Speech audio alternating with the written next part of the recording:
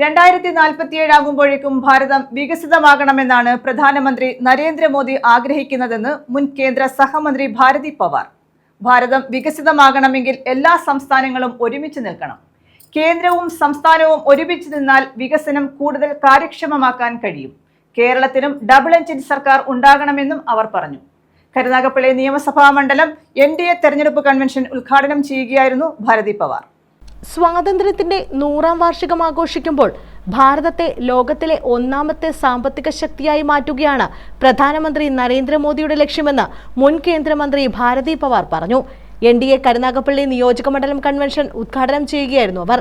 വികസിത കേരളമാണ് NDAയുടെ ലക്ഷ്യമെന്നും അതിനായി NDA സ്ഥാനാർത്ഥിയെ വിജയിപ്പിക്കണമെന്നും ഭാരതി പവാർ പറഞ്ഞു.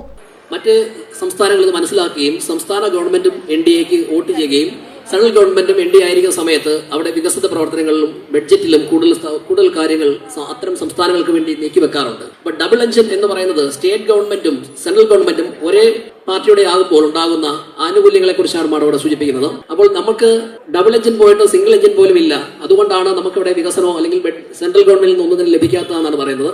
അതുകൊണ്ട് ഏപ്രിൽ 9 നിങ്ങളുടെ ഒരു ഇളയ സഹോദരി എന്ന രീതിയിൽ ഞാൻ നിങ്ങളോട് സംസാരിക്കുകയാണ്, അപേക്ഷിക്കുകയാണ്, ജിതിന് എല്ലാവരും വോട്ട് നൽകി വിജയിപ്പിക്കണമെന്നുള്ളത്. मोदी जी हमेशा कहते हैं कि आत्मनिर्भर भारत. तो व्हाट इज दैट आत्मनिर्भर भारत? हमारा खुद को हमको आगे लेके जाना है.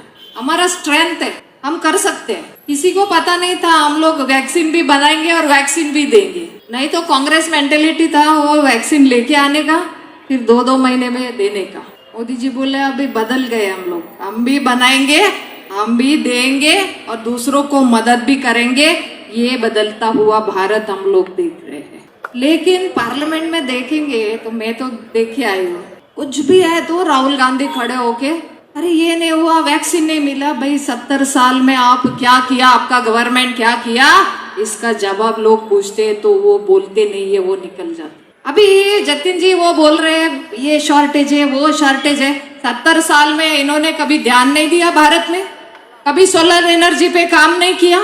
अभी मोदी जी कह रहे हैं solar energy since last 5 years budget allocation हुआ, सोलर एनर्जी पे काम कर रहे हैं, तो अभी उसका फायदा हमको मिलेगा. BJP ഇലക്ഷൻ ഇൻചാർജ് മാലുമേൽ സുരേഷ് അധ്യക്ഷത വഹിച്ചു.